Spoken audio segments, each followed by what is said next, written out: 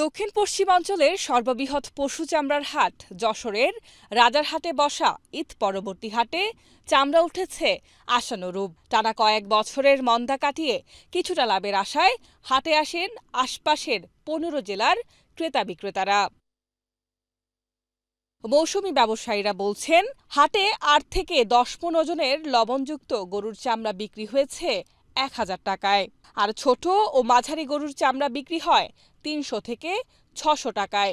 মূল্য নেই ছাগলের চামড়ার, এতে লোকসানের শঙ্কায় রয়েছে ব্যবসায়ীরা।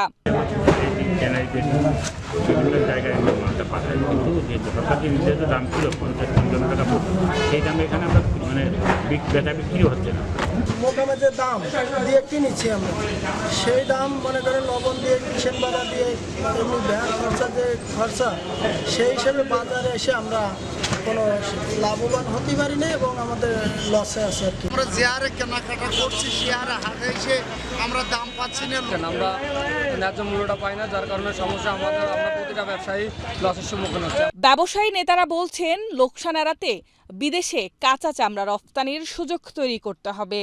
এতে ব্যবসায়ীরা যেমন লাভবান হবে, সরকারও মোটা অঙ্কের রাজস্ব পাবে। ধস নামার একমাত্র কারণ হলো যে বিদেশ থেকে চামড়া যেটা প্রক্রিয়া করার জন্য যে মেডিসিন, সেই মেডিসিনের দাম অনেক বেশি বেড়ে যাওয়ার কারণে আসলে ব্যবসায়ীরাও কিন্তু আসলে হিমশিম খেয়ে যাচ্ছে চামড়ায় লাভ করার জন্য। যশোরে এবার ১.৫ লাখ পশুর চামড়া সংগ্রহণের লক্ষ্য নির্ধারণ করেছে চামড়া ব্যবসায়ী সমিতি। H A Mitu, Asian television.